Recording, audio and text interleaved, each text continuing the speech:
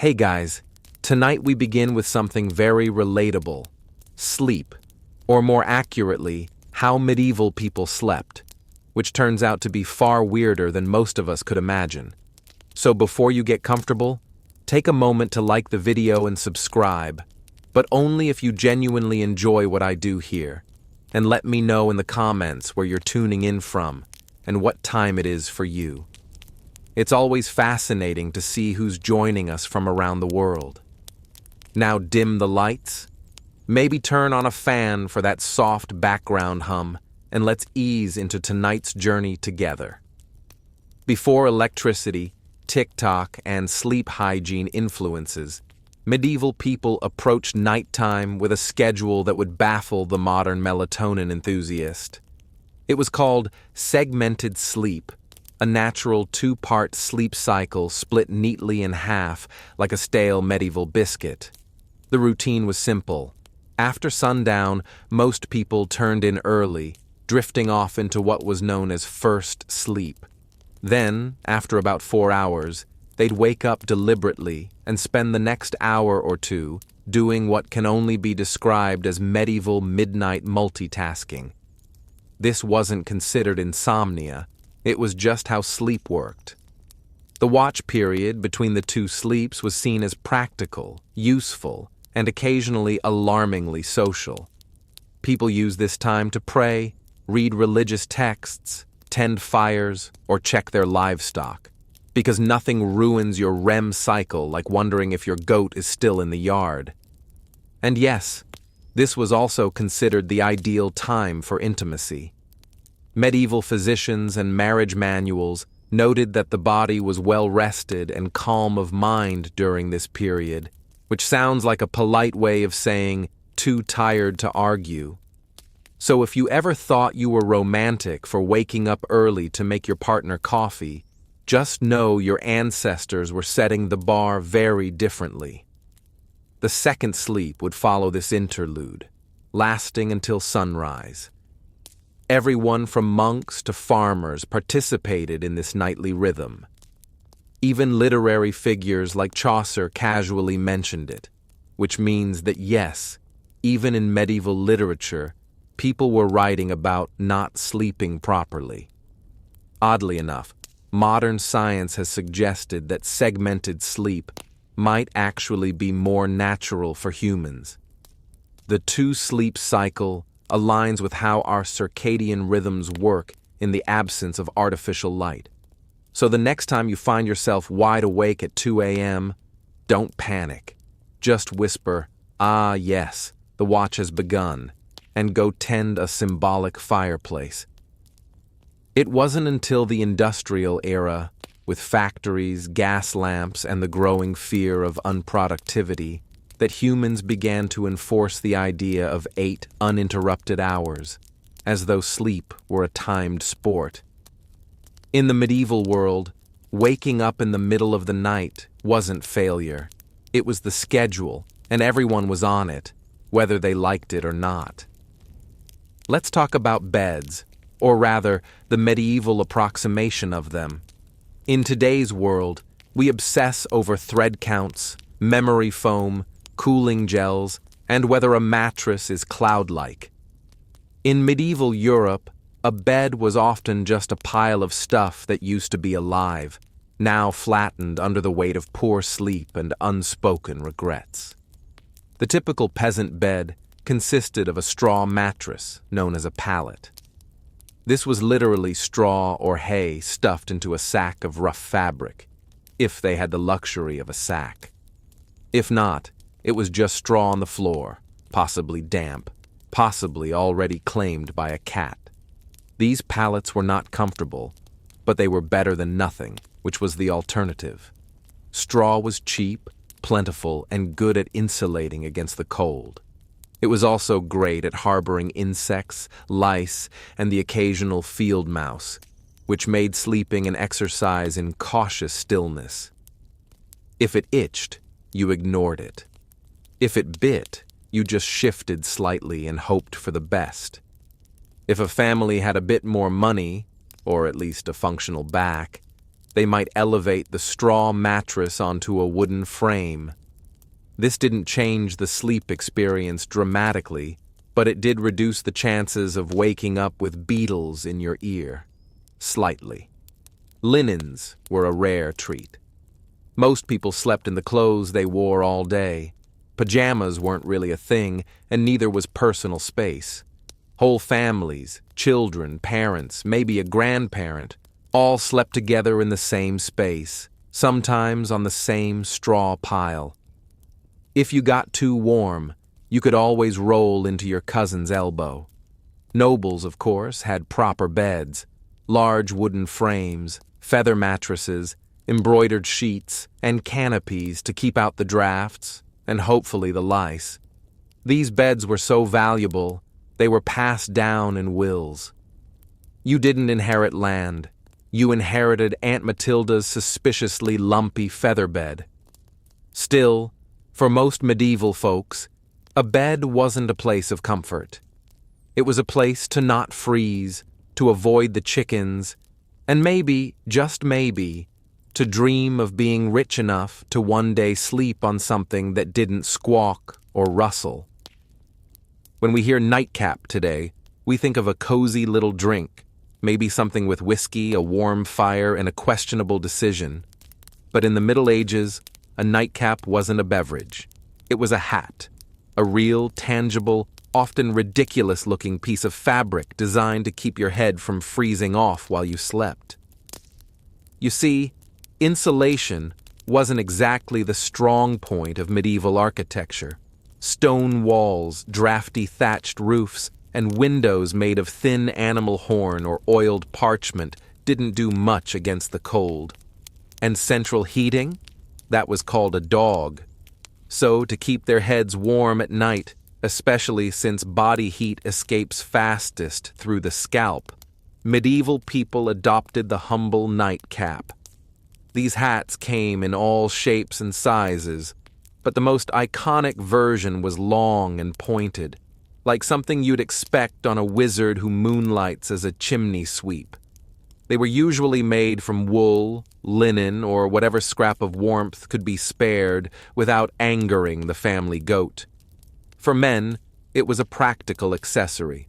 For women, it sometimes doubled as a coif or head wrap, which also served the dual purpose of maintaining modesty and covering hair that hadn't seen soap since last Lent.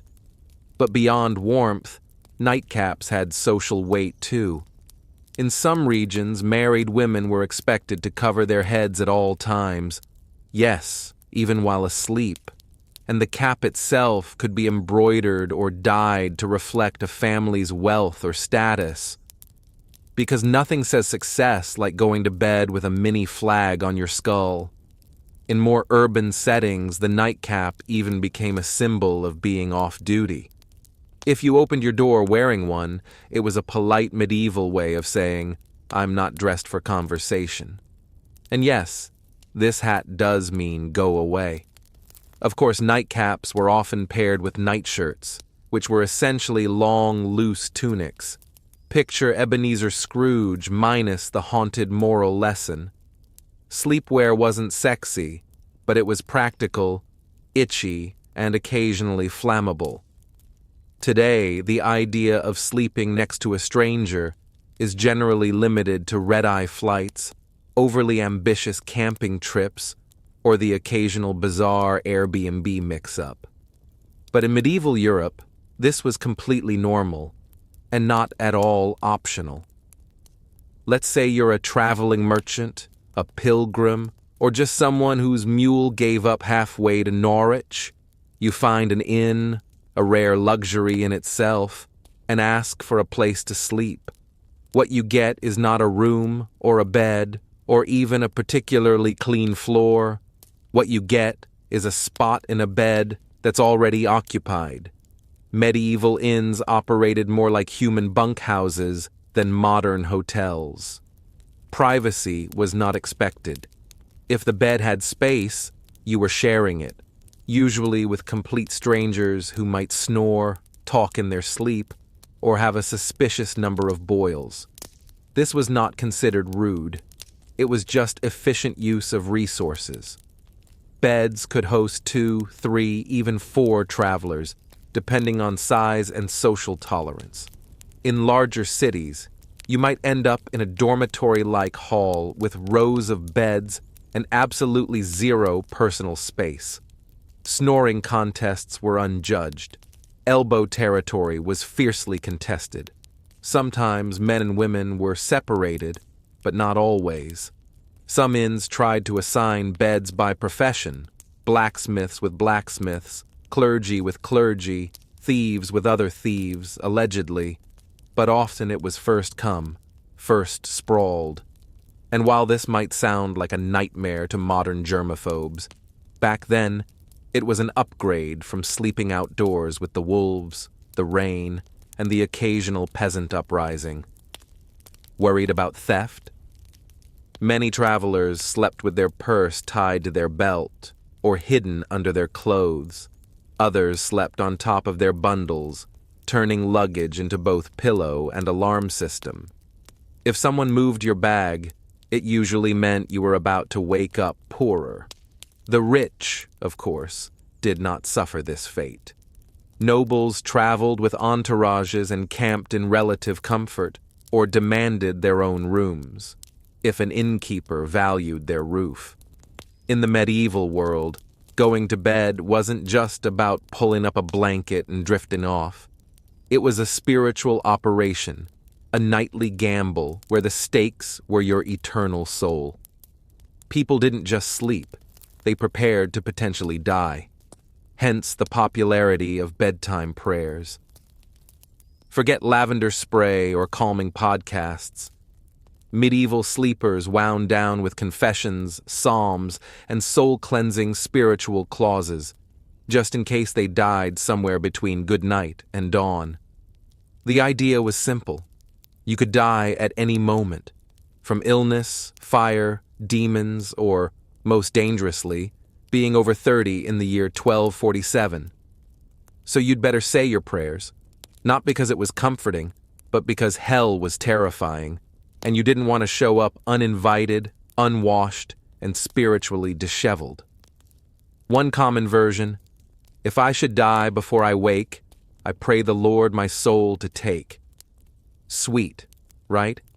Except it's basically a legal document written by a 7-year-old acknowledging death as a likely bedtime outcome. Many adults had a whole catalog of prayers for different threats. One for when you were feeling guilty, one for when you thought the devil might be hiding in the rafters, one for plague prevention, which unfortunately aged poorly. Some even prayed to specific saints known for watching over sleepers, kind of like holy bouncers guarding your soul at the club door. The really devout, monks, nuns, and overly anxious nobles ended their day with Compline, the final prayer service before bed. After Compline, they took a vow of silence, which wasn't hard because everyone was already exhausted, underfed, and mildly afraid of the dark. Children were also encouraged to pray, in part because it was good for their souls, and in part because it gave them something to do other than ask why the dog was in their bed again. Parents reminded them that angels were watching, which sounds adorable until you realize it was less guardian angel and more celestial surveillance system. In short, prayer before sleep, less about peace and more about last-minute damage control. Think of it like medieval antivirus software. You hoped it worked, even if you didn't fully understand how. In the modern world, dreams are usually dismissed as random nonsense, stress, too much cheese, or your brain trying to file paperwork in the dark. But in the medieval world, dreams were taken very seriously. As in eternal consequences, serious. Dreams weren't just dreams. They were considered messages from God, saints, the devil, your guardian angel, or possibly that weird relic you kissed last Sunday. Some dreams were divine revelations, others were demonic temptations. Either way, You were supposed to pay attention and possibly write it down, or confess it, or fast for 3 days just to be safe. Theologians, monks, and self-proclaimed visionaries spent an alarming amount of time interpreting dreams. Entire texts were dedicated to decoding them. Dreamt of fire, might be hell. Dreamt of water, could mean purification or drowning. Dreamt of a man with a goat's head juggling fish. You'd better call a priest immediately, and possibly move. Medieval people believed that what happened in dreams mattered because your soul was still active while you slept. This meant that your actions in a dream could reveal hidden sins or spiritual weaknesses. That mildly embarrassing dream about stealing a loaf of bread, that might be your subconscious confessing your guilt for real-world gluttony, or just hunger. But still, better to confess it anyway, just in case. Monks and nuns often recorded their dreams and shared them with spiritual superiors. Some were celebrated for having holy visions during sleep. Others were quietly told to eat fewer onions before bed. Of course, dreams weren't just spiritual puzzles. They also made excellent plot devices. Medieval literature is full of dream sequences where knights encounter angels, demons, or metaphorical creatures spouting poetry about virtue. Dreams were basically the Netflix of the medieval world, except with more allegory and fewer happy endings. The church, predictably, was suspicious. Not all dreams were divine, and some were believed to be planted by demons to corrupt the innocent. If you dreamt of something unwholesome, it could mean your soul was under attack, or that you just slept too close to the fireplace fumes again. In modern times, some people let their pets sleep in the bed. It's a cozy, if occasionally smelly, arrangement. In the Middle Ages, however, sharing a bed with an animal wasn't a quirky, personal choice. It was a heating strategy. Let's start with the basics. Medieval homes weren't exactly built for comfort. Stone walls, no insulation, drafts so aggressive they probably had names. Central heating? That was called the family pig. In peasant homes, it wasn't unusual for humans and livestock to sleep in the same room, sometimes the same bed, and very often the same pile of straw. Chickens wandered freely, dogs curled up at your feet, pigs snorted softly beside the hearth, and if you were lucky, none of them bit you during the night. This wasn't about affection, though medieval people certainly appreciated their animals. It was about survival. Animals generated body heat. They were warm, dependable, and, unlike some relatives, didn't hog the blanket. A large dog could keep your toes from freezing. A cow in the corner might raise the room temperature by a degree or two, which, in January, felt like a miracle. Medieval homes, especially those of the lower classes, often had just one room for everything: cooking, eating, sleeping, occasionally dying. Everyone, humans and animals alike, made do with the same space. Children might be nestled between parents and a goat. A chicken might serve as an impromptu alarm clock. Hygiene? Let's not ask too many questions. For wealthier families, this wasn't as common. Nobles didn't usually sleep next to livestock, though they might still have lapdogs. In bed, not for heat, but for fashion and flea redistribution. Some castles even had separate sleeping areas for favorite animals, because nothing says power like a dog with its own room and title. There were drawbacks, of course. Animals can be loud, they can wander, and they are not, historically speaking, known for respecting personal space. But medieval people adapted. A hoof in the face at 3 a.m.? Just part of the bedtime routine. If you've ever had to share a room at a youth hostel and thought, this is a bit much, allow us to introduce the medieval monastic dormitory. a place where comfort went to die quietly under a vow of silence. Monasteries didn't believe in personal space, or softness, or fun really. The typical dormitory housed dozens of monks, all sleeping in a single large room, usually arranged in neat rows like morally upright sardines. Beds, if you could call them that, were often wooden planks, sometimes with a straw mattress if the abbot was feeling generous or it was a feast day. You slept fully clothed, not out of modesty, but because getting dressed in the dark at 2 a.m. for prayers was more painful than just going to bed already prepared. The monastic uniform, including robe, belt, and sandals, doubled as spiritual armor and poor insulation. If you got cold, you layered up. If you got hot, well, no, you didn't. There were no pillows, no privacy curtains, and absolutely no talking. Silence was enforced, not suggested. Under the rule of Saint Benedict, if you rolled over and groaned too loudly, you might find yourself on chamber pot duty for a week. Snoring, however, was a gray area. You couldn't control it, but if it became disruptive, the Lord might still hold you accountable, or at least your cellmates would. Lighting was minimal, 1 candle maybe. You didn't need to see, you just needed to lie still and not sin. That was the goal. Despite the austerity, monks believed their Spartan beds were training for the afterlife, preparation for the soul's journey by denying the flesh any excess. Sleep was not a pleasure. It was a necessity, monitored and scheduled like everything else. Some monks even slept sitting up, just to avoid any hint of luxury, or dreams, or circulation. Compared to this, peasant straw piles and snoring pigs almost seem luxurious. At least the pig didn't judge you. Let's talk about something that would horrify most modern sleepers, waking up voluntarily at 2 a.m., and not for a bathroom break or a doom scroll, but for prayer.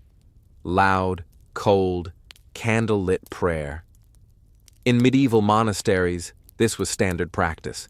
Monks and nuns followed a rigid daily schedule based on the canonical hours, which included matins, the first service of the day.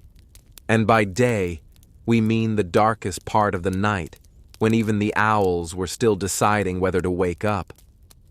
The bell would toll, often rung by someone who drew the short straw, and the entire dormitory of robed, sleep-deprived souls would shuffle off to the chapel in silence. And yes, still in full clothing, because monks didn't do pajamas.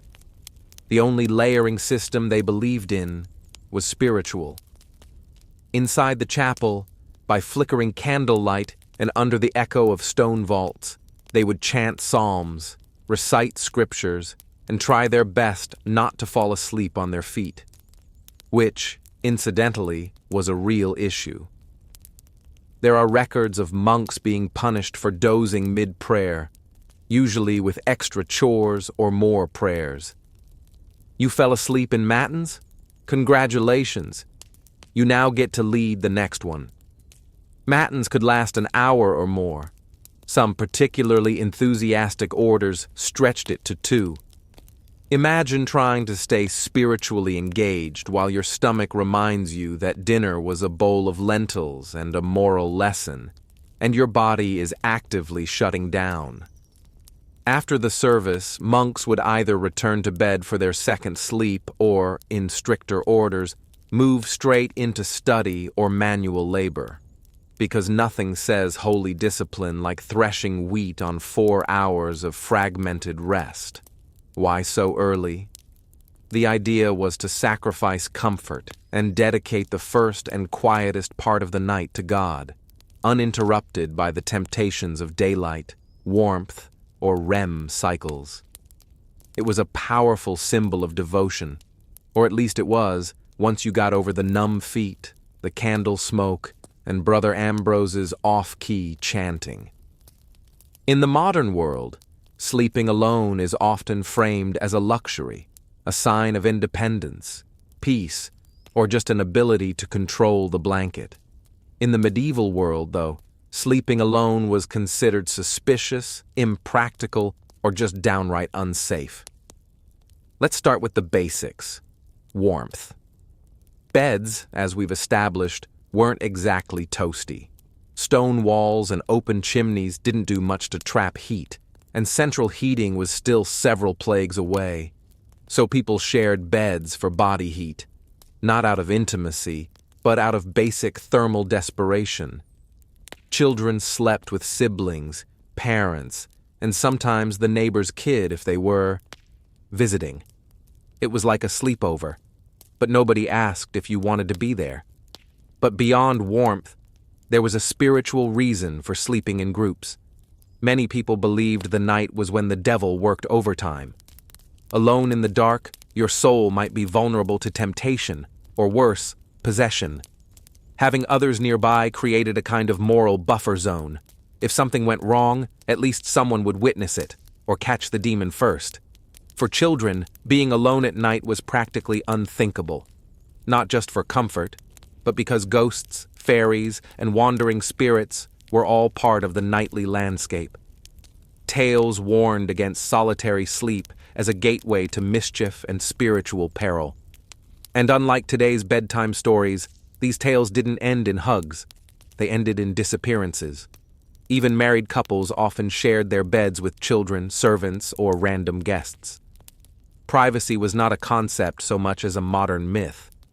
In fact, the idea of two people sleeping alone in a giant bed was so foreign that it would have been considered either wasteful or deeply, deeply suspicious. In religious contexts, even monks often slept communally. And if someone was assigned to sleep alone, it was often for disciplinary reasons. Yes, in some cases, being alone in bed was literally a punishment. Medieval logic: solitary sleep equals opportunity for sin.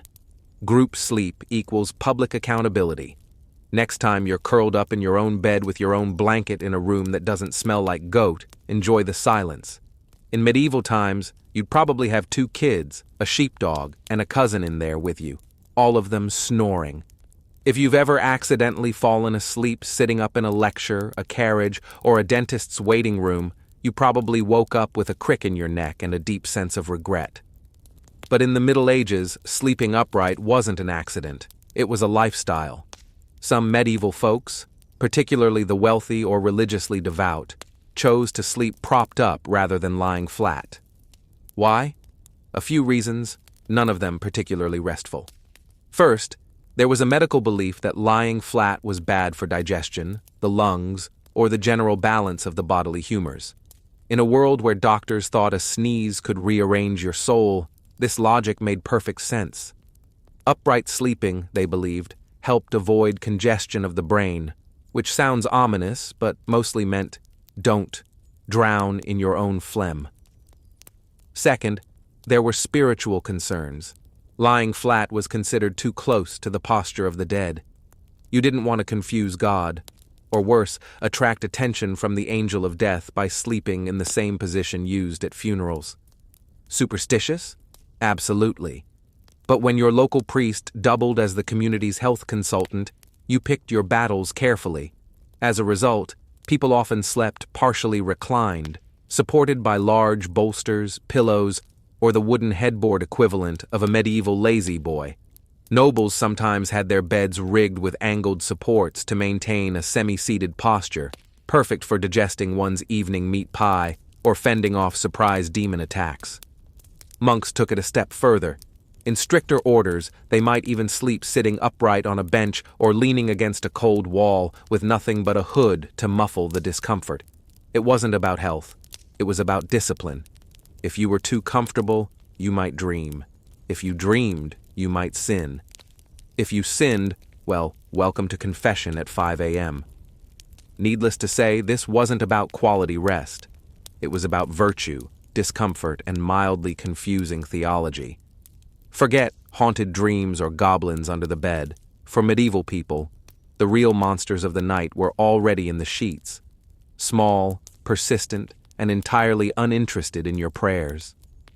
We're talking, of course, about fleas, lice, and the medieval bedroom's unofficial mascot, the bed bug. Let's not sugarcoat it. Hygiene wasn't exactly medieval Europe's strong suit. Baths were rare, laundry was expensive, and soap was sometimes made from substances better left unnamed. Add that to straw-filled mattresses, shared bedding, and the occasional live chicken underfoot, and you've got the perfect environment for an all-you-can-eat pest buffet. Fleas and lice were so common they were practically roommates. Peasants dealt with them daily. Nobles, despite their satin sheets and feather beds, were not exempt. In fact, some richer households had dedicated nitpickers, actual servants tasked with removing lice from their employer's hair and clothing. Imagine that as your job title, Master of the Royal Scalp. Bedbugs, meanwhile, were the silent assassins of medieval sleep. They hid in wooden bed frames, mattress seams, and even the cracks in stone walls, emerging at night to feast like tiny vampires. If you ever wondered why medieval people wore nightcaps and slept fully clothed, it wasn't always about warmth. Sometimes it was pest defense, armor. Solutions ranged from mildly effective to impressively deranged. Some households burned strong-smelling herbs like wormwood or tansy to repel bugs. Others slept with garlic, onions, or even ashes in the bed, which may have done little for the pests, but certainly kept romance to a minimum. It wasn't just physical discomfort either. Fleas were often seen as symbols of sin or moral impurity, biting reminders of the fall of man and poor bedding choices. Entire poems were written about fleas, some moralizing, some weirdly romantic. Because nothing says, "I love you," like, "Let us be united like the flea that bites us both." So while modern sleep is interrupted by buzzing phones and streetlights, medieval sleep was more likely disturbed by scratching, twitching, and the subtle feeling that something was crawling on your shin. Because it was. We've all had restless nights. But have you ever tried falling asleep while wearing 100 pounds of iron? No? Well, in the Middle Ages, some people did exactly that.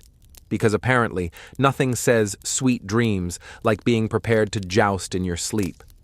Now, to be clear, most people, even knights, didn't regularly sleep in full armor. It was hot, heavy, and loud. Trying to roll over in a suit of chainmail is a bit like trying to nap inside a bag of cutlery. But during wartime or in hostile territory, sleeping partially armored was considered the safer choice. Comfort, optional. Survival, highly recommended. A knight on campaign might remove only his helmet and gauntlets, keeping his mail shirt or breastplate on just in case enemies decided to stage a midnight surprise party. There's nothing quite like waking up to the sound of hooves and having to suit up while still half dreaming about turnips. In castles under siege, men-at-arms might even sleep with swords or axes at their side, like some very aggressive bedtime security blankets. Shields doubled as pillows. And if the enemy breached the walls, well, at least you wouldn't have to get dressed. Priorities. Of course, sleeping in armor wasn't exactly restorative. Iron isn't breathable, and chainmail has a bad habit of pinching skin. Add cold stone floors, minimal bedding, and the ambient sounds of snoring comrades and crackling torches, and you've got a sleep environment that ranks somewhere below airport terminal on the comfort scale. Even those not in battle sometimes wore light protective gear while sleeping in dangerous regions. Traveling merchants or guards on watch duty might nap in gambesons, thick quilted jackets that offered a bit of protection and slightly more padding than the moral support of prayer alone. And lest we forget, armor wasn't exactly subtle. If you rolled over the wrong way, you might clank so loudly that everyone else woke up and assumed the apocalypse had arrived. Again, in a time when nightly demons, lice infestations, and pigs in your bed weren't considered unusual, you might think that sleepwalking was just one more medieval inconvenience. But oh no, it was much more dramatic than that. In the Middle Ages, if you started wandering around in your sleep, people didn't chalk it up to stress or exhaustion. They assumed you were possessed, bewitched, or had unfinished business with the Holy Roman Empire. Sleepwalking, or noctambulation if you wanted to impress the local monk, was poorly understood and often feared. The idea that someone could rise from their straw pallet, shuffle across the room, and stare blankly at a wall was less harmless parasomnia and more devil's rehearsal dinner. Accounts from the time suggest that people were genuinely spooked by sleepwalkers. Picture this: a man in a long nightshirt, candle in hand, eyes glazed, mumbling Latin that he didn't actually speak while stepping over livestock.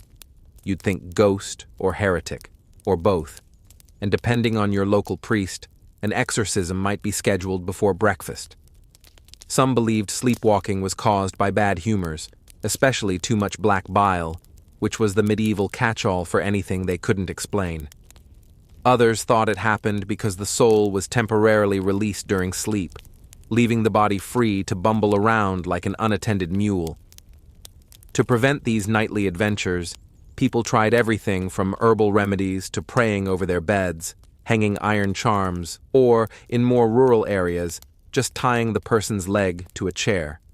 If that sounds extreme, consider that some medieval homes had open hearths, knives everywhere, and chamber pots just waiting to be tragically overturned. In one curious twist, there were rumors of people climbing onto rooftops in their sleep. Whether or not these accounts were exaggerated, the fear of leaping dreamers led to barred windows and occasional theological debates about whether a person could sin while unconscious. Thankfully, most sleepwalkers just paced, muttered, or attempted to open imaginary doors.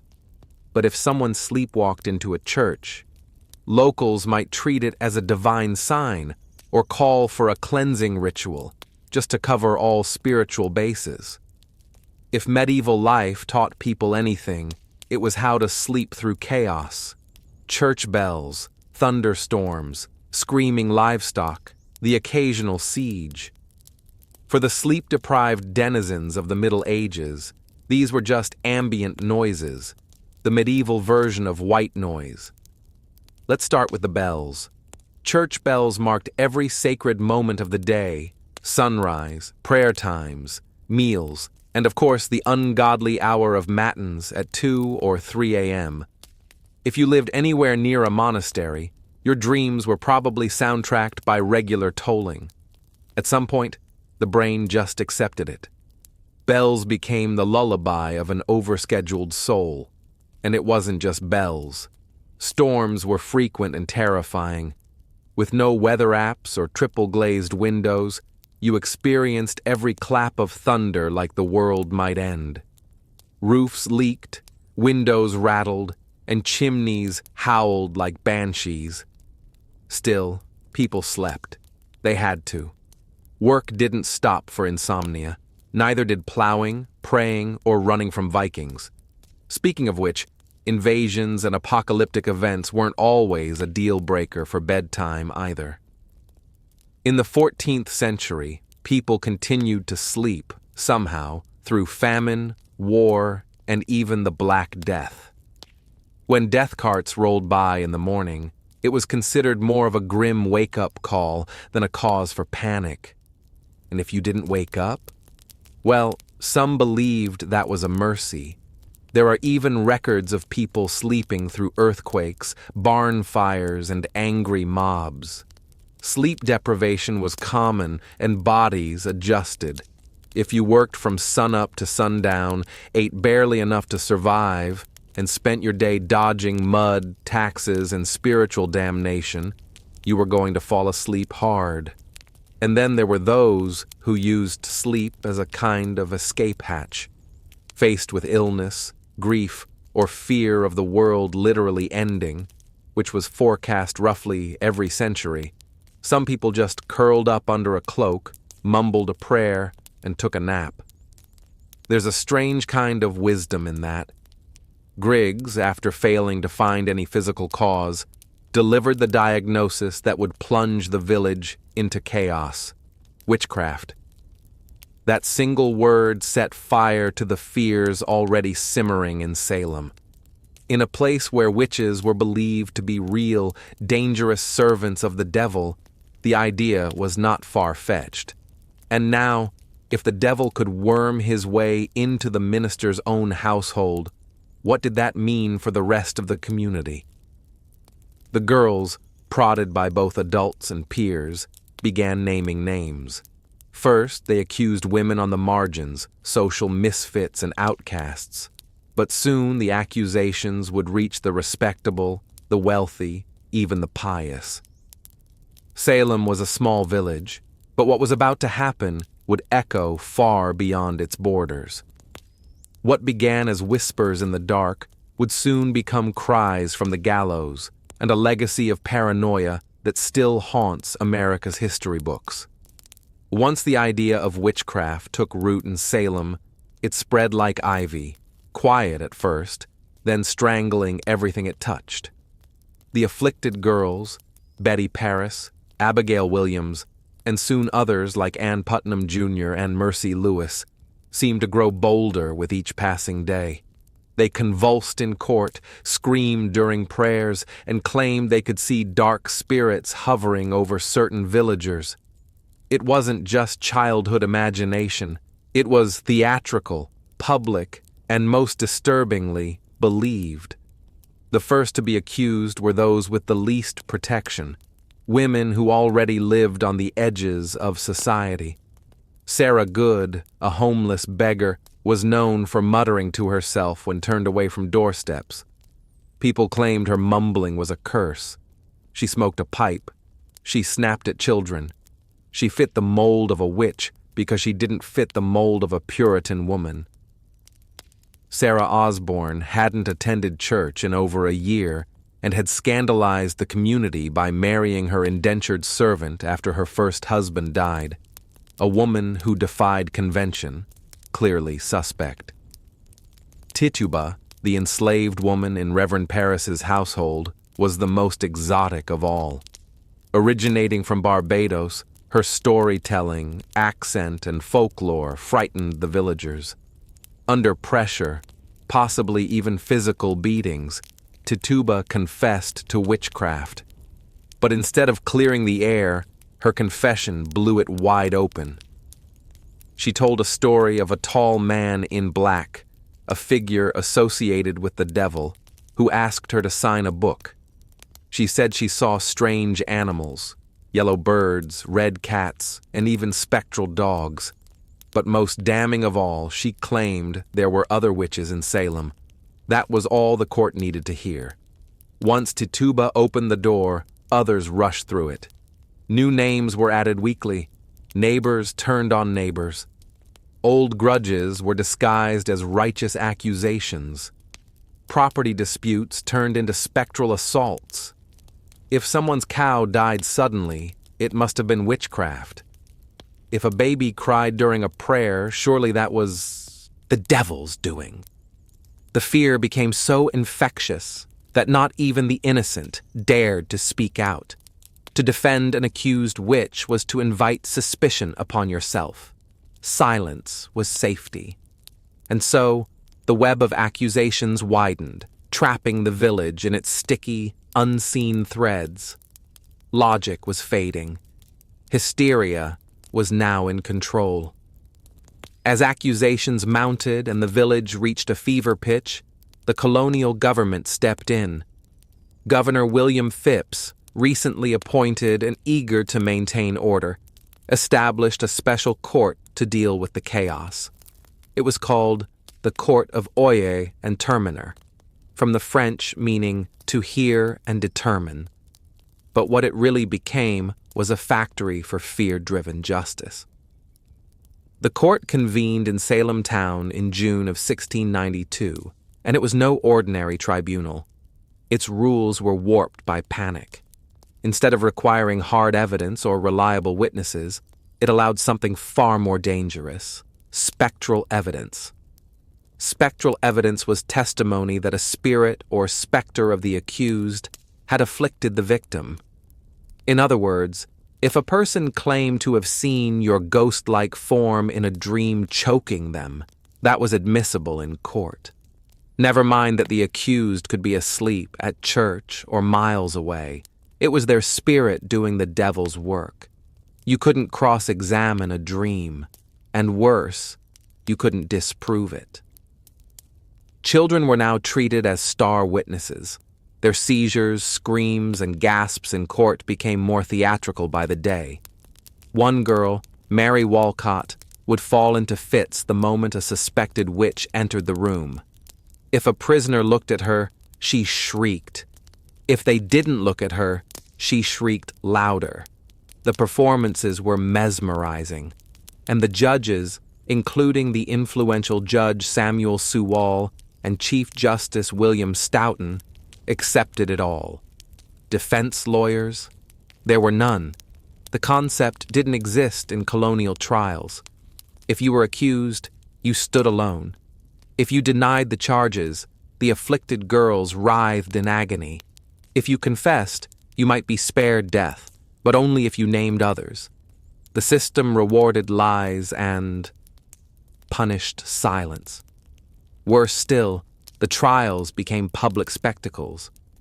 People traveled from nearby towns to witness them. The accused were paraded into court in shackles, often bewildered, often poor, and almost always powerless. And yet, not everyone believed. Some townsfolk whispered that the girls were faking. Others questioned why only certain types of people were being accused, but few spoke openly. Questioning the court meant questioning the will of God. In Salem, reason had stepped aside, and the law had become a mirror reflecting fear, not justice. On June 10th, 1692, the gallows in Salem claimed its first victim, Bridget Bishop. She was not new to scandal. Her reputation made her an easy target. She wore bright red clothing, ran a tavern, and had been accused of witchcraft years earlier. During her trial, neighbors testified that her spirit pinched them in the night, that their babies died after she passed by, and that she kept enchanted dolls. She denied everything. Still, the court found her guilty. She was led to Gallows Hill, a barren, wind-swept patch of earth just outside Salem. No prayer, no mercy. The rope was pulled, the crowd watched, and with that single execution, the machinery of death began to churn. The hangings that followed came quickly. On July 19th, 5 more women were executed. Sarah Good, Susanna Martin, Rebecca Nurse, Elizabeth Howe, and Sarah Wilds. Some had good standing in the church. Rebecca Nurse, in particular, was a shocking case, an elderly, pious woman beloved in the community. Even the jury initially found her not guilty, but under pressure from the court and the afflicted girls, the verdict was reversed. Nurse's final words were whispered through the air like a warning, "I am as innocent as the child unborn." But it didn't matter. The noose did not discriminate. In August, more executions followed. On September 22nd, the deadliest day, 8 people were hanged in a single morning. Among them was Martha Corey, a woman who had doubted the trials early on, and her husband, Giles Corey, who met a different fate. Giles refused to enter a plea. The court, unable to proceed with a trial without one, resorted to an ancient English punishment, peine forte et dure. He was pressed to death. Stones were piled on his chest slowly, cruelly, over 3 days. His final words, as legend has it, were, "More weight." By the end of the hysteria, 19 people had been hanged, 1 pressed to death, and at least 5 more died in jail awaiting trial. Dozens confessed falsely to save their lives. Over 200 people were accused. The gallows cast long shadows over Salem, not just on the hill, but in every heart. Fear had become law, and justice, blindfolded, had been led to the scaffold. While the executions claimed the spotlight, hundreds of others sat in cramped, foul-smelling jails, waiting for a verdict or a miracle. Salem's small. Jail couldn't contain them all. Accused witches were held in neighboring towns like Ipswich and Boston, chained to walls, starving, freezing, and forgotten. Most of the accused weren't witches or even outcasts. They were neighbors, friends, parents, children, people whose only crime was having a quarrel with the wrong person or owning land someone else wanted. In many cases, personal grudges disguised as divine justice drove the accusations. A pig wandered into a neighbor's yard and died. Must be witchcraft. Someone refused to help with firewood. Clearly, they'd cursed the axe. Mary Easty, sister of the executed Rebecca Nurse, was one such case. She was a respected mother of 7, known for her piety. Initially released by the court, she was rearrested days later after new fits from the afflicted girls. Her second arrest sealed her fate. In a final petition to the judges, Mary begged them, not for her own life, but that they put a stop to these proceedings before more innocent blood is shed. She was hanged soon after. Another notable case was Dorothy Good, the 4-year-old daughter of Sarah Good. After her mother's arrest, Dorothy was interrogated and, under pressure, confessed to being a witch. Her answers, gibberish and fear, were taken as truth. She was imprisoned for 8 months in chains. When finally released, she was mentally broken, never recovering from the trauma. Pregnant women were not spared. Elizabeth Proctor, whose husband John Proctor would later hang, was found guilty and sentenced to die. But because she was pregnant, her execution was delayed. It likely saved her life. She gave birth in jail and was eventually released after the trials ended. Accusations snowballed. Some accused confessed in desperation to avoid death, then named others to shift suspicion away from themselves. Entire families were pulled into the spiral. Fathers, wives, daughters. No one was beyond reach. Meanwhile, the jails swelled beyond capacity. Food was scarce. Disease spread. Some died awaiting trial, lost in the legal limbo of paranoia. And still, new names were added each week. In Salem, it no longer mattered who you were, only who was willing to say your name. By the fall of 1692, the spell of hysteria began to crack, not because the court came to its senses, but because reality forced its way back in. The turning point came when accusations grew too bold. People who had once supported the trials found themselves suddenly on the wrong side of them. Reverend George Burroughs, a former Salem minister, was arrested and charged with being the ringleader of the witches. He was well-educated, well-spoken, and had previously clashed with influential families in the village. That was enough. But on the day of his execution, Burroughs did something shocking. He stood on the gallows and flawlessly recited the Lord's Prayer, something witches were believed incapable of doing. The crowd fell silent. Some wept. Even hardened observers were shaken. But the execution went on. That moment planted a seed of doubt. Then came the accusation of Mary Phipps, the wife of Governor William Phipps. Suddenly, the hysteria had reached the top of the colony's social ladder. Phipps, already unnerved by growing criticism and chaos, finally took action. In October 1692, he dissolved the court of Oyer and Terminer, halting all pending executions and trials. Public sentiment had shifted. Ministers once silent or complicit began to speak out. Increase Mather, one of the colony's most respected theologians, denounced the use of spectral evidence. "It were better," he said, "that 10 suspected witches should escape than 1 innocent person should be condemned." A radical thought in a society that had for months believed exactly the opposite. People who had once cheered the trials began to question them. The jails were still full, but the appetite for more blood had dulled. Too many respected figures were being accused. Too many innocent people had been buried. The villagers had begun to see that this wasn't divine justice. It was madness. Confessions dried up. Some accusers backtracked. Others disappeared from public view. And those who had previously shouted the loudest now lowered their eyes. The fear hadn't disappeared, but it had exhausted itself. The public wanted stability. The officials wanted to save face, and Salem, bruised and ashamed, was finally ready to wake from its nightmare. The storm was breaking, but the damage had already been done.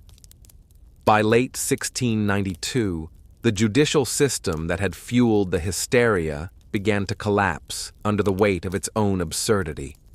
With the court of Oyer and Terminer disbanded in October, a new, more cautious court, the Superior Court of Judicature, was formed in early 1693. This time, things were different. Spectral evidence was no longer allowed, and the judges were noticeably more skeptical of the accuser's wild claims. The result, the convictions slowed dramatically. Many accused witches were acquitted outright. Of the 56 cases brought before the new court, the majority were released. Even those who had already confessed began to recant their testimonies, admitting that fear, torture, or pressure had forced them to lie. The dramatic performances of the afflicted girls lost their persuasive power. The most prominent case in the unraveling of the trials was that of Reverend Samuel Willard, a respected minister who came under suspicion. While he was never formally charged, the fact that such a high-ranking devout man could be suspected highlighted how arbitrary and corrupt the process had become. The court, once ferocious, was now cautious. They began quietly releasing those still in jail. First, those with little evidence against them, and eventually even those who had confessed to witchcraft under duress. Meanwhile, families of the executed began to demand justice. John Proctor's children petitioned for the return of his property. Rebecca Nurse's family launched a campaign to clear her name. In time, community shame replaced community fear. Church congregations fractured. Friendships were severed. The very fabric of Salem's social order had been shredded. Governor Phipps, realizing the colony's growing international embarrassment, pardoned the remaining prisoners in 1693. But even freedom came at a cost. Many families had to pay for their own jail fees before being released. Imagine losing your home, your health, and nearly your life, only to be handed a bill for the privilege of surviving. By the end of the ordeal, 19 people had been hanged, 1 pressed to death, 5 died in jail, and over 200 had been accused. The court didn't just collapse, it imploded, leaving behind a crater of guilt, grief, and disbelief. The trials had ended, but the healing had not even begun. Salem was a village forever altered by the people it had lost, the justice it had abandoned, and the mirror it was now forced to look into. The gallows were silent. The jails had emptied. But Salem was far from peaceful. The town wasn't haunted by ghosts, but by guilt. What had started with a handful of sick girls had exploded into a communal act of destruction. Families had been torn apart, reputations ruined, and innocent lives ended. And now, the survivors had to live in the wreckage. Neighbors could no longer look each other in the eye. The same people who once prayed together had testified against one another. Some of the afflicted girls quietly left town. Others faded from the public eye. A few, like Ann Putnam Jr., would later express remorse. In 1706, She stood before her congregation and publicly apologized for her role in the trials, blaming delusion by Satan. But for many, the damage was beyond words. The court officials, too, carried their burden. Judge Samuel Sewall, one of the most prominent figures in the trials, was one of the few to admit wrongdoing. In a remarkable act of public penance, he stood during a church service in 1697 while a minister read out his confession and prayer for forgiveness. It was a rare moment of accountability in a time when most tried to forget. But forgetting wasn't easy. The families of the condemned began demanding compensation. Over the years, petitions flooded the Massachusetts government, asking for official pardons, for returned property, for public acknowledgement that the executed were innocent. Slowly, the government responded. In 1711, the colony passed a bill restoring the rights and good names of some of the victims and offered limited financial restitution to their heirs. But even that wasn't comprehensive. Some families, like the Coreys and the Proctors, were left out entirely. Whispers of witchcraft never quite left New England. But in Salem, the shame became part of the town's identity. The village eventually changed its name to Danvers, perhaps to distance itself from its infamous past. Gallows Hill was never officially marked, as if the town hoped to bury not just the dead, but the memory of what had happened. But the memory persisted, in sermons, in stories, in the silence between former friends. Salem had not been cursed by witches. It had been cursed by fear, by pride, and by unchecked power, and that curse would linger long after the executions stopped. The Salem witch trials ended more than 3 centuries ago, but their legacy continues to echo, not just in textbooks and historical tours, but in how we understand justice, fear, and the fragility of truth. What happened in 1692 wasn't simply a strange episode of mass hysteria. It was a breakdown of logic, compassion, and legal integrity in the face of panic. Ordinary people, farmers, midwives, ministers, became executioners simply by believing too easily and questioning too little. The courts meant to protect the innocent became tools of oppression. Religion was weaponized. Testimony became theater. And silence became guilt. One of the most chilling aspects of Salem's tragedy is how quickly it unfolded. In a matter of months, fear overcame fact. Old grudges disguised as spiritual warfare became death sentences. It didn't take demons or devils. It only took belief in them. But the trials also taught hard-earned lessons that would ripple through American society in the years and centuries that followed. The Salem episode would be cited repeatedly in debates about due process and civil liberties. The U.S. Constitution, written nearly a century later, would explicitly prohibit things like ex post facto laws and bills of attainder, measures that had, in effect, doomed the accused in Salem. The guarantee of a right to legal counsel, the right to face your accusers, and the requirement for concrete evidence were hard-won principles forged in part from the ashes of Gallows Hill. In modern times, the phrase witch hunt has become shorthand for political persecution or moral panic, though it's often used with little regard for the real terror those words represent. In truth, Salem was not a metaphor. It was a town where people were hanged for imaginary crimes, betrayed by the very systems designed to protect them. Perhaps the most lasting lesson is this: fear unchecked can become its own form of tyranny, and when fear is legitimized by power, by courts, by churches, by governments, it becomes almost unstoppable. The Salem witch trials are a cautionary tale not just of one village's descent into madness, but of how easily reason can fall when fear is given authority.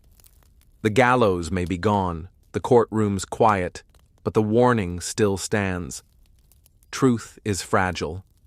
Justice is not automatic. And history has a habit of repeating itself, unless we remember.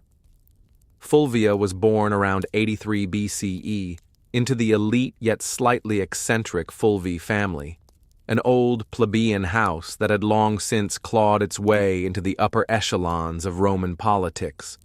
Though not one of the oldest patrician clans, the Fulvi had produced consuls, generals, and orators. Their bloodline carried both ambition and a taste for disruption. Fulvia's father, Marcus Fulvius Bambalio, was known more for his bumbling speech than his political legacy. His nickname, Bambalio, literally referred to his stammer. But Fulvia, she was no stammer. She was born to command. From a young age, Fulvia would have been surrounded by the sharp-edged world of Roman power. Senators and generals debated policy in her home. Elections and treachery were daily news. She would have seen how politics wasn't just played in the forum, but in marriages, funerals, rumors, and backroom deals. Women in elite Roman households were expected to be quiet partners, refined, educated, and obedient. Fulvia would break all of those expectations. She was wealthy, highly educated, and connected, and she knew it. While her early life remains hazy in the historical record, her later actions suggest a young woman who was observant, politically literate, and utterly unafraid. This wasn't someone who faded into the background. She had a strong personality, a sharp political mind, and a will to act, even in the male-dominated space of Roman governance. This was also a period of unprecedented instability.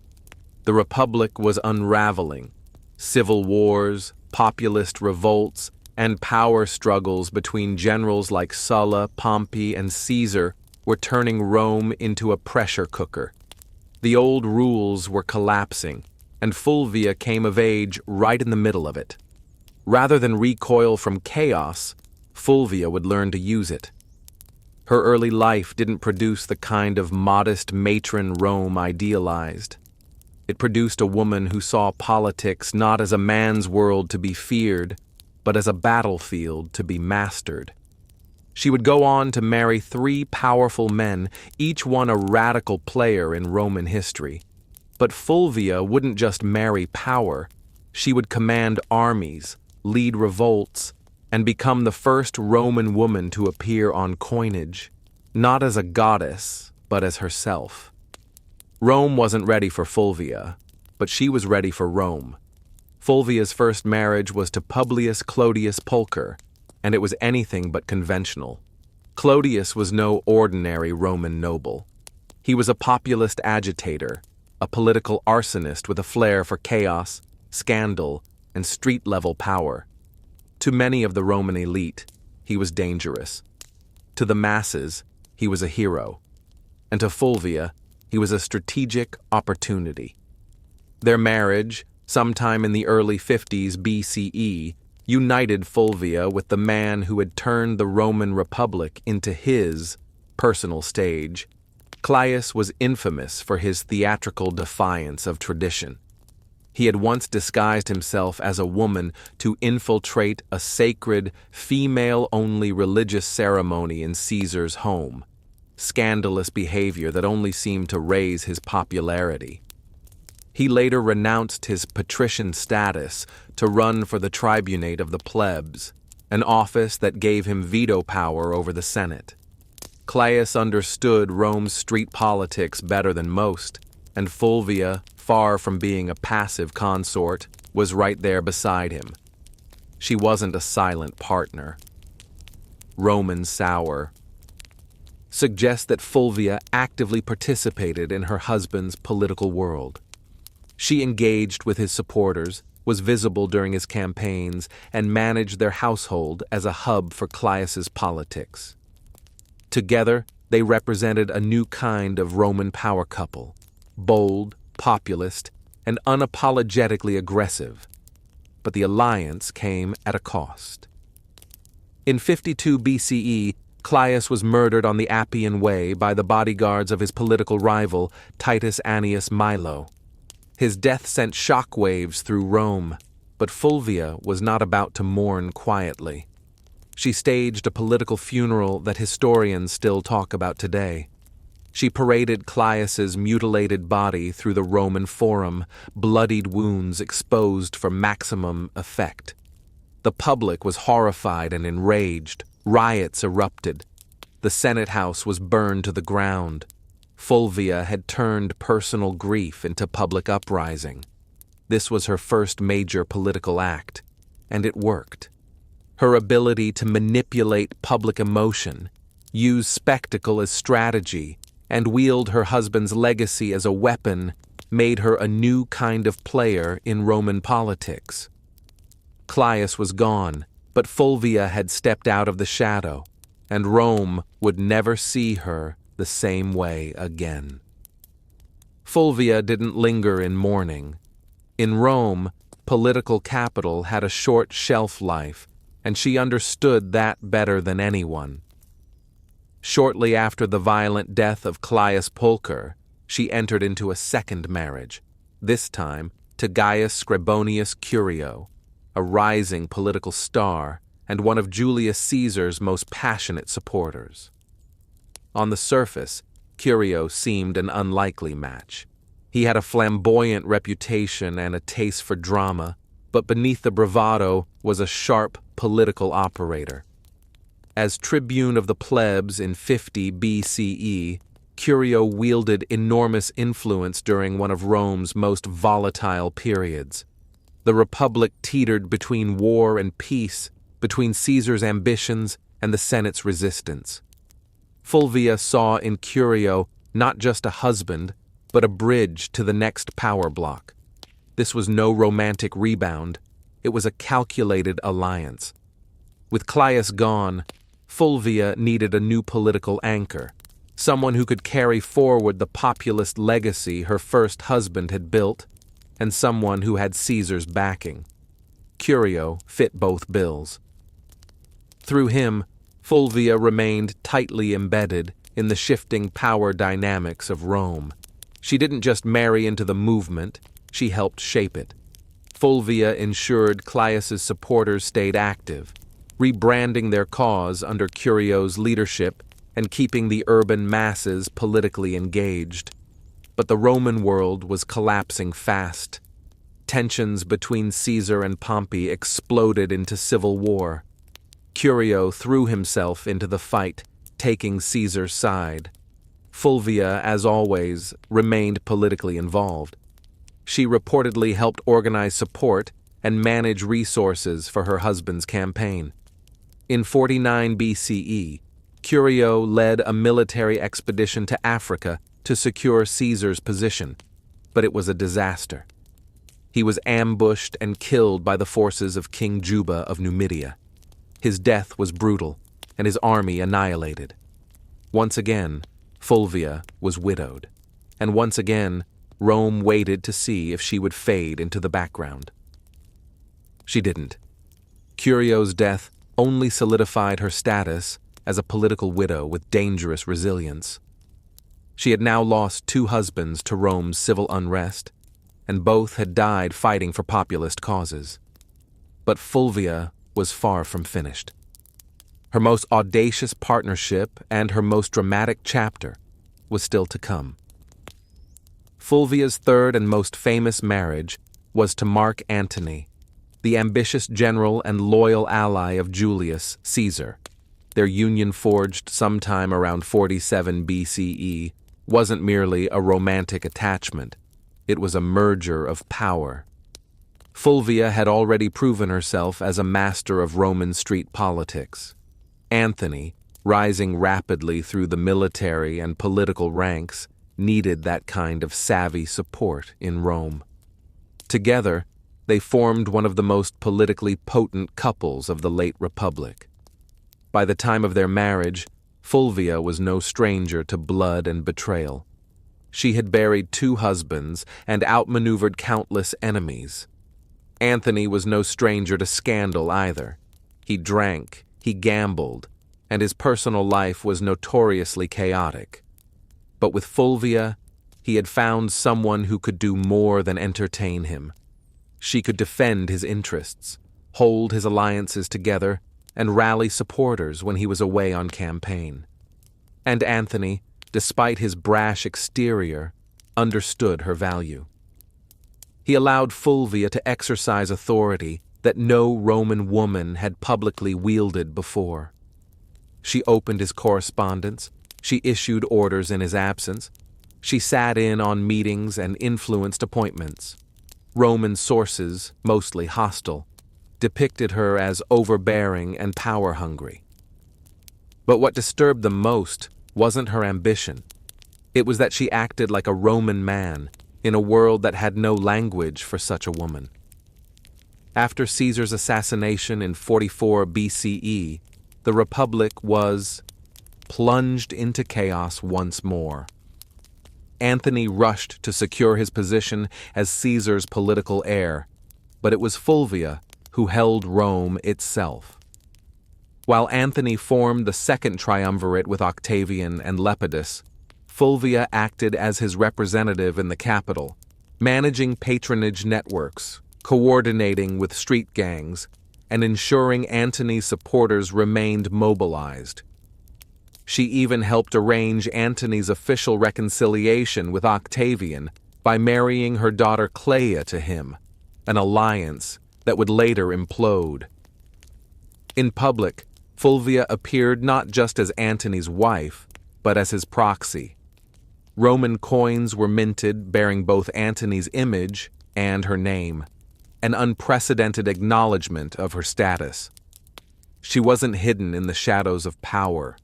She stood in its full glare. But power in Rome was always borrowed, and Fulvia was about to test the limits of how far a woman could go before Rome snapped back. While Mark Antony pursued military campaigns and political deals across the Roman world, it was Fulvia who controlled the streets of Rome. She wasn't just his wife, she was his regent in all but name. In a period where violence, bribery, and raw influence kept order, Fulvia proved she could play the game as well as, if not better than, any man in the Senate. Rome, in the aftermath of Caesar's assassination, was a battlefield without swords. Power had become a moving target. Fulvia understood this, and she anchored Antony's authority in the capital by becoming his political substitute. She directed allies, dealt with the urban plebs, negotiated with factions, and most daringly, waged war with words and silver. She financed loyal troops, offered bribes to keep public order, and ensured that any legislation passed favored Antony's future. Some ancient sources, especially hostile ones like Appian and Dio Cassius, paint Fulvia as manipulative, shrewish, and even warmongering. But beneath the misogynistic exaggeration lies a woman actively doing politics in a world that had no protocol for a woman doing anything beyond weaving and mourning. Fulvia was building coalitions, backing military commanders, and even issuing decrees, functions normally reserved for senators and consuls. She also made public appearances and maintained strong relationships with veteran soldiers, a politically vital demographic in the power struggles of the late Republic. While Antony was campaigning in the East, Fulvia was often the face of his authority in Italy, meeting with centurions, influencing decisions about land distribution, and reminding the soldiers that their loyalty to Antony came with rewards. But this accumulation of power came at a cost. Roman aristocrats, particularly the faction aligned with Octavian, Caesar's heir, and Antony's increasingly bitter rival, resented Fulvia's influence.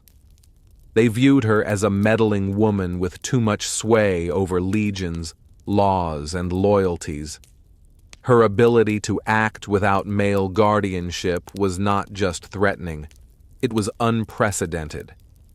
Fulvia wasn't naive. She knew the tension between Antony and Octavian was growing. She could see that their alliance was cracking, and she understood something that neither man seemed to fully grasp yet. The Republic wasn't big enough for both of them. So Fulvia began preparing for the next phase, not diplomacy, but confrontation. She had stood behind power long enough. Now she was ready to take it into her own hands. In 41 BCE, Fulvia did the unthinkable. She went to war against Octavian, the future Augustus, and she didn't do it quietly. With her husband Mark Antony still stationed in the east, Fulvia and Lucius Antonius, Antony's younger brother and a consul, took it upon themselves to challenge Octavian's authority in Italy. The cause, ostensibly, was to defend Antony's interests and protect the land rights of Roman veterans loyal to him. But underneath it all, Fulvia's fingerprints were everywhere. This was not just politics. This was a military rebellion led by a Roman woman, the first and only time in Roman history that a woman would actively provoke and organize a civil war. The conflict, known as the Perusine War, was triggered by Octavian's controversial land redistribution program, which displaced many Italians to reward his soldiers. Fulvia seized on the growing discontent, portraying Octavian as a tyrant and traitor to Caesar's legacy.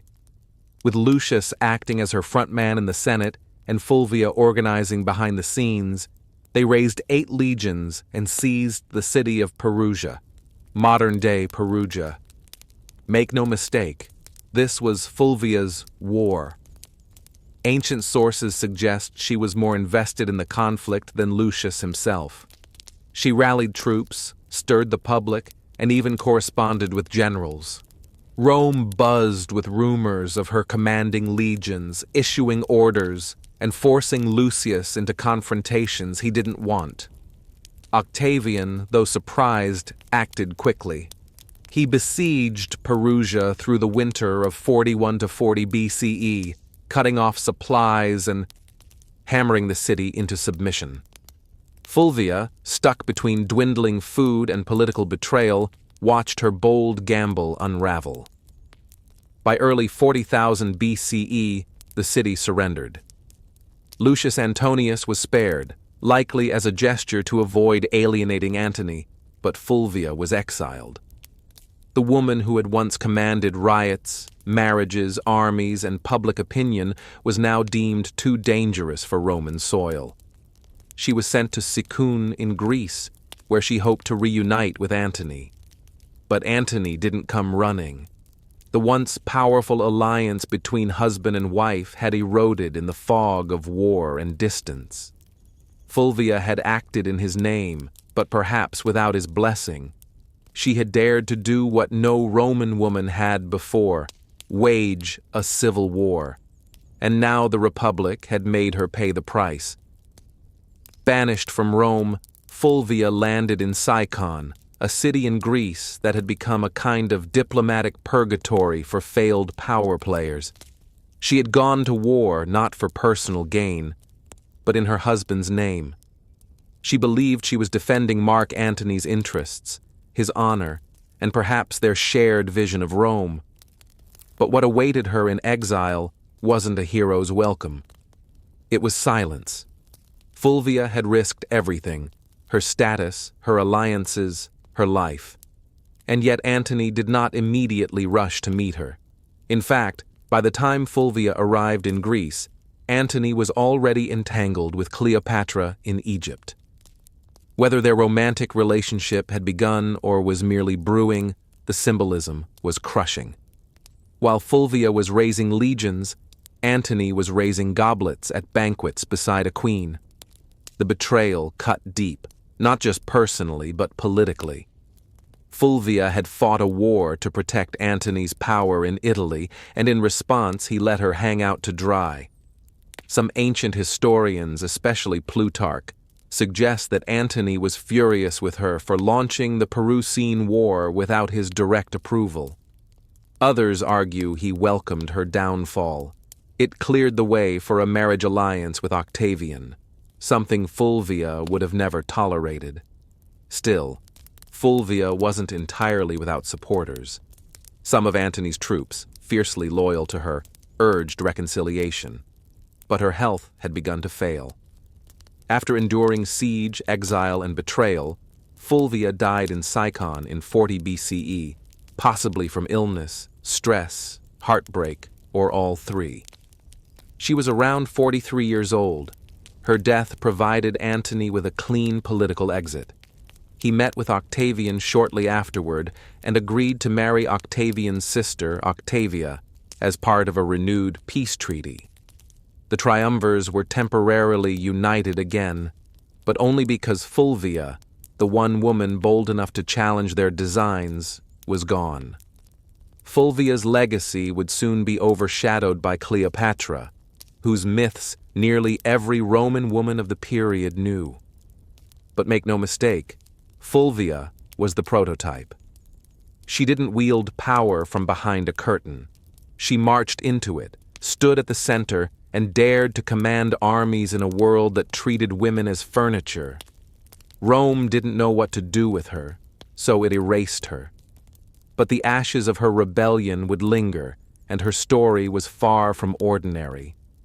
After Fulvia's death in 40 BCE, the men she had once maneuvered, Antony, Octavian, and even her former allies, began the quiet work of rewriting her legacy.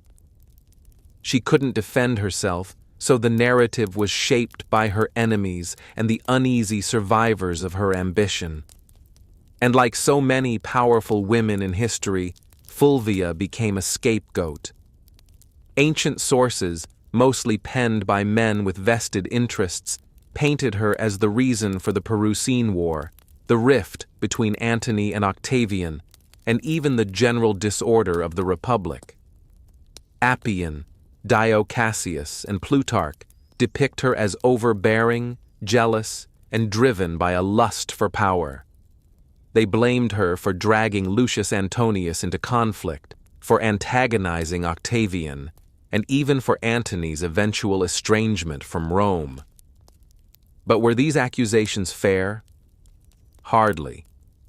Fulvia had operated within a political climate where violence and manipulation were expected, at least if you were a man. She was no more ambitious than Caesar, no more aggressive than Pompey, and far less ruthless than Octavian would eventually prove to be. Her only true deviation was that she was a woman acting like a Roman man, and Rome didn't know how to digest that. She wasn't cloistered in the home, weaving quietly, or serving as a political ornament. She was writing letters to generals, organizing street mobs, and commanding loyalty from troops. And that made her dangerous, not just to Octavian, but to history itself. Even Mark Antony, the man whose legacy she had fought to preserve, conveniently blamed Fulvia for the civil strife. After reconciling with Octavian and marrying his sister, Antony used Fulvia's death as a diplomatic cleansing. Her memory became the price of his political survival. There were no monuments raised in her honor, no grand funeral, no mourning speeches in the Senate, just silence. Yet her enemies didn't erase her entirely. Fulvia had done too much. She had raised armies, steered elections, negotiated alliances, and fought a civil war. She was the first Roman woman whose name appeared on coinage, not as a deity or metaphor, but as a political agent. The damage to her reputation was deliberate, but so was her presence in the historical record. Despite every attempt to bury her behind caricature and slander, Fulvia refused to vanish. Her defiance still echoes. You just have to listen past the men. Fulvia's story ends in silence, but her legacy is anything but quiet. In the centuries that followed her death, historians and writers struggled to place her in Rome's grand narrative, because Fulvia broke every rule of what a Roman woman was supposed to be. She didn't just advise power from the shadows, she became power, and that made her both unforgettable and deeply unsettling to a patriarchal world. In a society where women were expected to influence through whisper and marriage, Fulvia shouted through policy, war, and political theater. She was not a consort, she was a commander. And yet, she was remembered more for her defiance than her accomplishments. Roman historians couldn't handle a woman who didn't stay in her place, so they rewrote her as shrill, power-hungry, and disruptive. But read between the lines, and a different figure emerges. Fulvia was the first Roman woman to mint coins with her name. She organized political factions, leveraged marriage as a tactical weapon, and manipulated Roman street politics with stunning effectiveness. She moved through the civil wars of the 1st century BCE not as a bystander, but as a player, a woman whose influence terrified senators and shaped the fate of the triumvirs. Her downfall wasn't due to incompetence, it was due to timing and gender. Had she been born a man, she might have been remembered as a second Caesar or a more charming Cato. Instead, she was cast as the wicked woman who dared too much. Still, her legacy quietly lingered. Later, Roman women like Livia, Drusilla, Agrippina the Younger, and even Cleopatra herself, though of a different world, would all operate in the shadow Fulvia helped carve. They would manipulate emperors, wield armies, and control succession. But Fulvia did it first, and with no imperial title to shield her. Today, modern historians have begun re-examining Fulvia with fresh eyes. No longer a cautionary tale, she is being recognized as one of the most politically active women in Roman history. Someone who tested the boundaries of female power and paid the price. She didn't simply live in the age of triumvirs, she challenged them. And while Rome may have tried to erase her, Fulvia left fingerprints in every corner of its collapse. Not a footnote, a force. A woman centuries ahead of her time. By the summer of 1963, the United States was a country teetering between two worlds, one rooted in centuries-old systems of oppression, and another aching to breathe free. In the Deep South, segregation wasn't just a social norm, it was the law. Black Americans were barred from restaurants, schools, buses, voting booths, and even drinking fountains. Police brutality was rampant. Lynching still occurred, and in places like Birmingham, Alabama, peaceful protesters were being met with snarling dogs and high-pressure fire hoses. But change was coming, and it wasn't asking for permission. In just a few years, the civil rights movement had surged into the national spotlight. Sit-ins, freedom rides, and boycotts had become familiar headlines. Leaders like Rosa Parks, Medgar Evers, and John Lewis were no longer just names. They were symbols of defiance. The March on Washington wasn't born out of a single conversation. It was the result of rising frustration and fierce hope. Black Americans were no longer content with waiting. They were demanding civil rights, and they were determined to make their voices heard where it mattered most, the nation's capital. The idea of a mass march in Washington, D.C. had been floating around for decades. A. Philip Randolph, a labor organizer and longtime civil rights advocate, had originally proposed the concept in the 1940s. Back then, it was meant to pressure the Roosevelt administration to desegregate the defense industry. That protest was called off after Roosevelt caved and signed an executive order. But now, In 1963, the stakes were even higher. Randolph, along with other civil rights leaders, including Bayard Rustin and Dr. Martin Luther King Jr., revived the vision. And this time, they weren't just marching for jobs. They were marching for dignity, for voting rights, for school desegregation, for equal pay, and most importantly, for the basic human right to live free of fear. Over a dozen major civil rights organizations came together to plan it, despite their many disagreements, because they understood the power of a unified front. The countdown had begun. Buses were being organized. Flyers were spreading. Word of mouth was moving faster than newspapers. And across the country, Black Americans were preparing for what would become one of the most unforgettable moments in American history. The dream was taking shape one footstep at a time. Pulling off a protest of any kind in Washington, D.C. was no small feat, but planning one for over 100,000 people, possibly more, was madness. Logistically, it sounded like a nightmare. Food, water, transportation, sound systems, bathrooms, medical teams, permits, crowd control, safety plans. And yet somehow, they made it happen. At the center of this controlled chaos stood Bayard Rustin, a man who, despite being openly gay and often kept behind the scenes for political reasons, was a master strategist.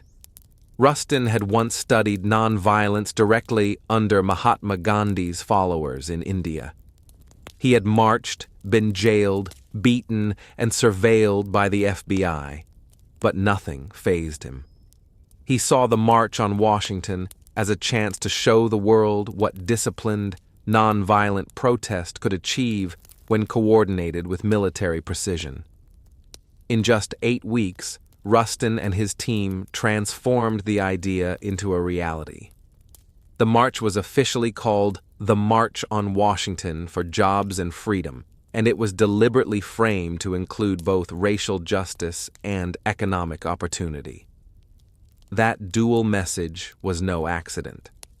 While Dr. King would later become the spiritual symbol of the day, it was Randolph and Rustin who made sure the demands were just as much about unemployment, minimum wage, and workers' rights as they were about civil rights.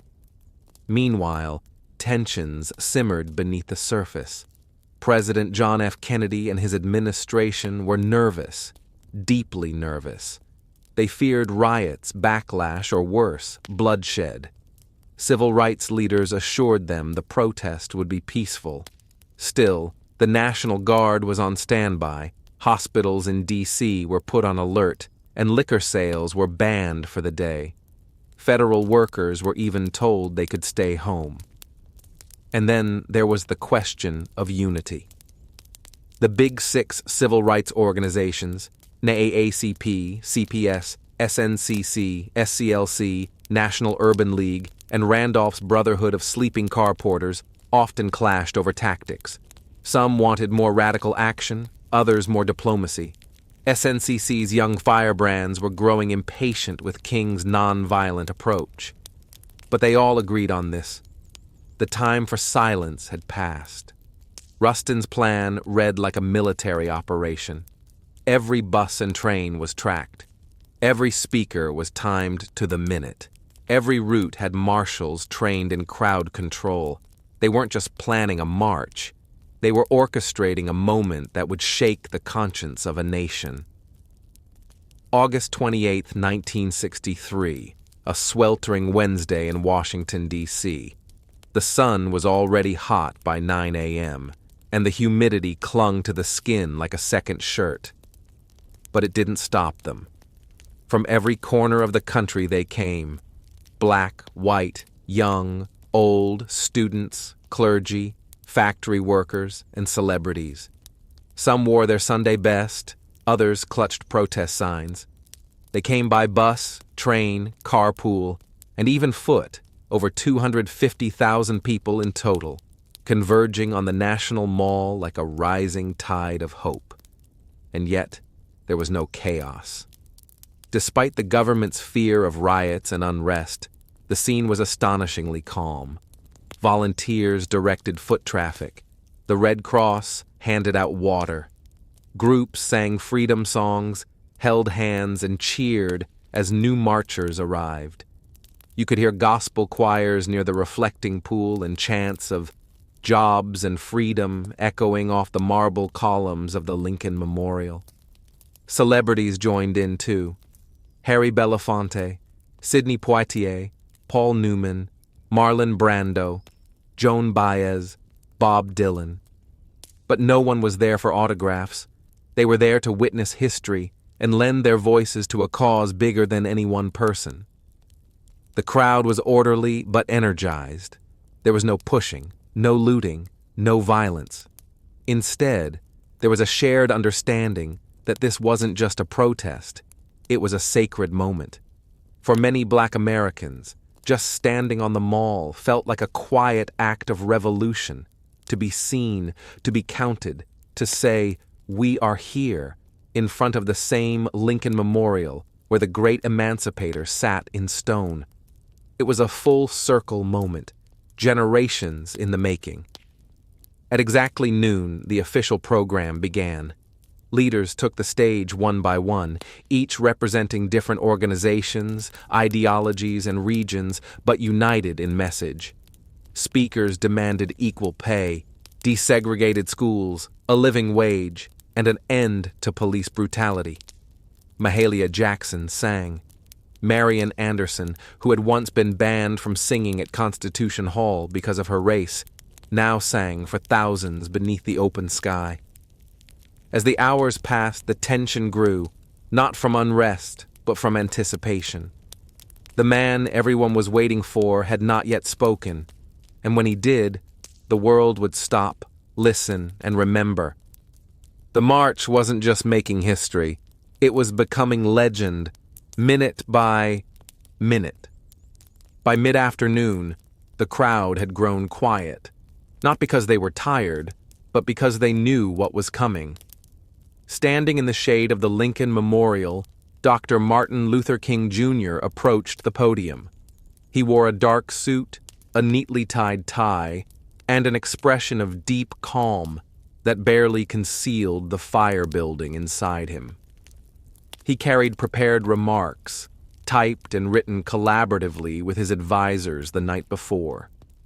But what the world would remember wasn't what had been typed. It was what came from his heart. He began with measured intensity, outlining the grim realities of segregation, police violence, and broken promises. 100 years later, he said, referring to the Emancipation Proclamation, the Negro is still not free. His voice rose and fell like a sermon. He used repetition, rhythm, and silence not as fillers, but as instruments. The crowd listened in rapt attention, some nodding, some wiping away tears, others holding signs that simply read, "Now." But it was what happened next that changed the tone of the entire event, and arguably the trajectory of the civil rights movement itself. Standing just behind King was gospel legend Mahalia Jackson, who had sung earlier that day. She suddenly cried out, "Tell them about the dream, Martin. Tell them about the dream." And King did. He set aside his notes, gripped the podium, and launched into a passage he'd delivered before, but never like this. "I have a dream," he said, and the crowd leaned in. "I have a dream that one day this nation will rise up and live out the true meaning of its creed." Each phrase rang louder, clearer, more resolute. "I have a dream that one day the sons of former slaves and the sons of former slave owners will be able to sit down together at the table of brotherhood. I have a dream that my 4 little children will one day live in a nation where they will not be judged by the color of their skin, but by the content of their character." It wasn't a speech anymore. It was a vision, a prayer, a lightning bolt through history. By the time King closed with the words, free at last, thank God Almighty, we are free at last," the crowd erupted, applause, tears, shouts of joy.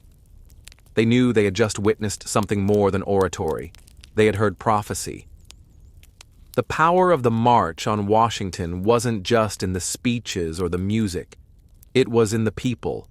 The sheer scale of humanity gathered that day was overwhelming. They came from Mississippi, Michigan, Alabama, New York, California, and everywhere in between. Some were seasoned activists who had marched a dozen times before. Others had never left their hometowns until now. They packed lunches, rode buses for over 20 hours, and slept in their church clothes just to be there.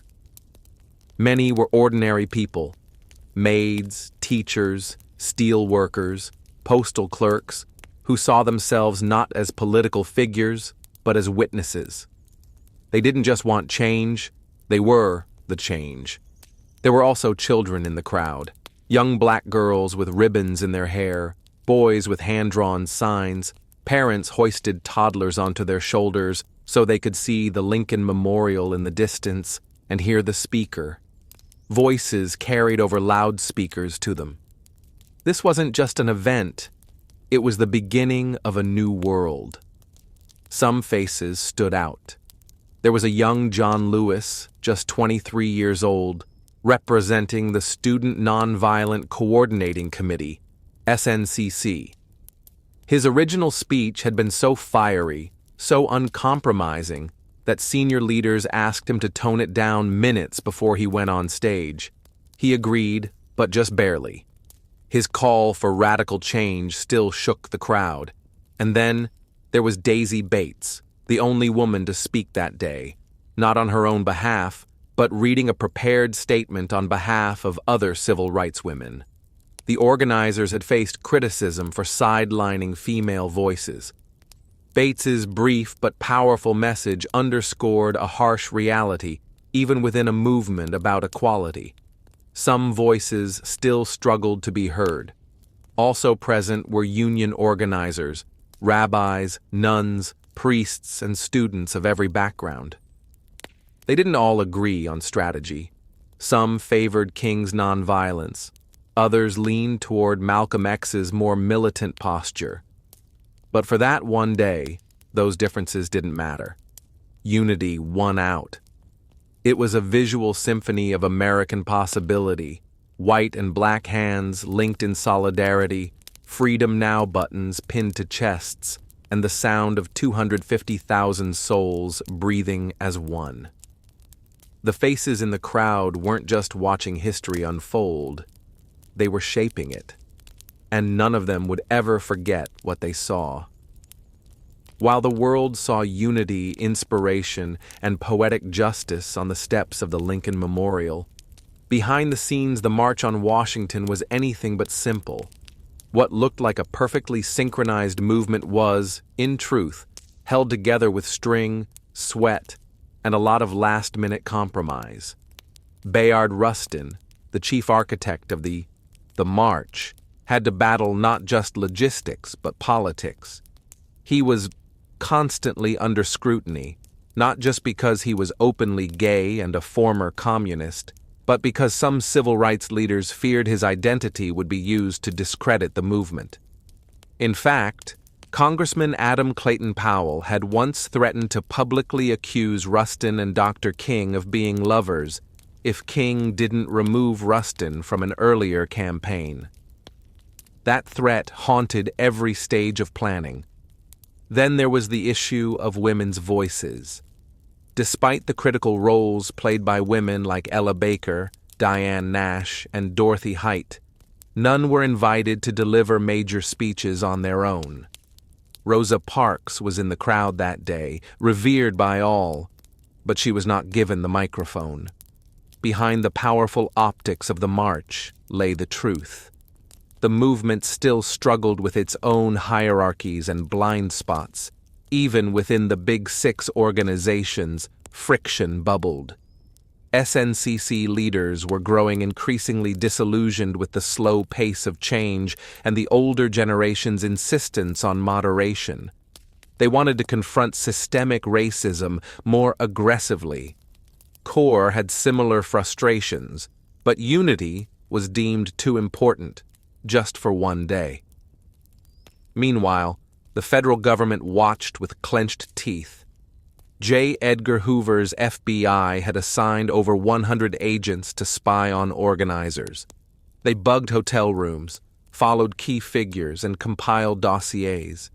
They were convinced the march would turn violent, or that communists would hijack the event.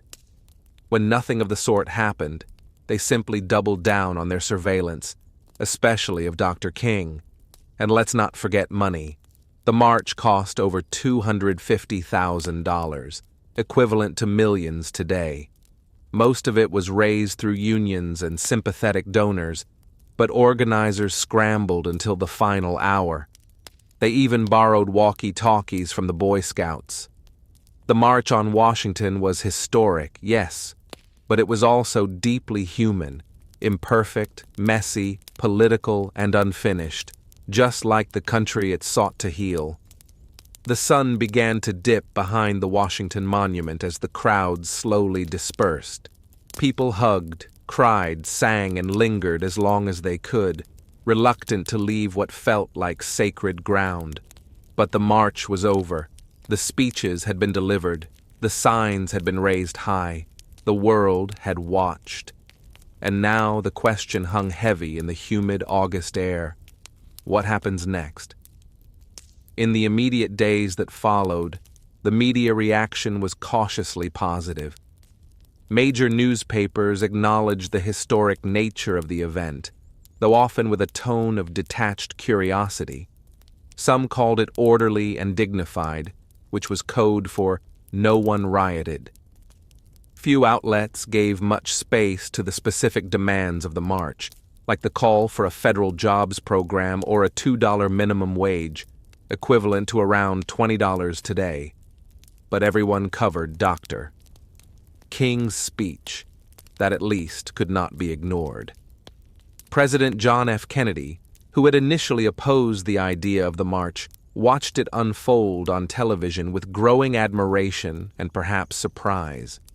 He called the event impressive and met with civil rights leaders at the White House immediately afterward. But legislative movement remained slow. His proposed Civil Rights Act was still stalled in Congress, caught in the claws of Southern opposition. Some activists were disappointed. They had hoped the march would result in immediate action. Instead, it was back to the grind, organizing, marching, resisting, and mourning those who paid the price for justice. Just weeks later, that reality hit hard. On September 15, 1963, 4 black girls were killed in the 16th Street Baptist Church bombing in Birmingham. The dream had been voiced, yes, but the nightmare wasn't over. Still, something had changed. The March on Washington marked a new phase in the civil rights movement.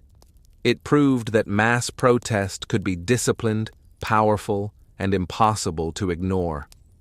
It brought together a coalition broader than ever before: labor unions, faith leaders, celebrities, students, and working-class Americans, all in one place, united by justice. And most of all, it gave the movement a voice, a dream, a speech that would be quoted, studied, and echoed across the world. The march was over, but the road was just beginning, and that road would soon lead through blood, legislation, and transformation. The March on Washington didn't just rattle the conscience of America, it reshaped its moral landscape. What had begun as an audacious act of protest became a cornerstone of the civil rights movement's legacy, permanently altering how Americans understood justice, democracy, and the power of collective action. In legislative terms, the march didn't yield immediate victories, but it created momentum. Less than a year later, in July 1964, President Lyndon B. Johnson signed the Civil Rights Act into law. It outlawed segregation in public places and banned employment discrimination based on race, color, religion, sex, or national origin. And in 1965, the Voting Rights Act followed, striking at the very heart of Jim Crow laws. Would these bills have passed without the march? Possibly. But would they have had the same moral force, the same undeniable public pressure? Probably not. For Martin Luther King Jr., the speech that day propelled him into a new realm. He went from respected leader to global icon, but fame came with cost, surveillance, threats, and ultimately assassination. In 1968, the dream he spoke of on those steps would become more poignant, more tragic, and more revered with each passing year. For the broader movement, the march showed what unity could achieve. It gave organizers a blueprint for large-scale mobilization, and it inspired a generation of activists both in the U.S. and abroad. Anti-apartheid organizers in South Africa, student protesters in Europe, and future human rights leaders across the globe would cite the March on Washington as a model. But the legacy isn't just historical. The language of the march, the idea of jobs and freedom, the image of peaceful resistance, the echoes of "I have a dream" still pulse through modern protest. From the Million Man March to Black Lives Matter rallies, echoes of 1963 reverberate with every chant and every cardboard sign. In Washington, D.C., King's Memorial now stands just across the tidal basin from the Lincoln Memorial. Visitors walk past his towering likeness carved in stone, with words from that August day etched into the granite. But the real memorial isn't in stone. It's in classrooms, voting booths, marches, and voices refusing to stay silent, because the dream wasn't meant to rest in history books. It was meant to be lived, and the legacy of that summer afternoon still dares us to do just that. More than 60 years have passed since that summer afternoon when over 250,000 people stood shoulder to shoulder beneath the shadow of the Lincoln Memorial. The March on Washington has been immortalized in textbooks, documentaries, and museum exhibits. Dr. King's speech is taught in schools. His voice, steady and strong, echoes in national memory like a sacred refrain. But for many, the question remains, has the dream been realized or has it merely been delayed? In some ways, progress is undeniable. The legal framework of segregation was dismantled. Voting rights, though now under fresh assault in many states,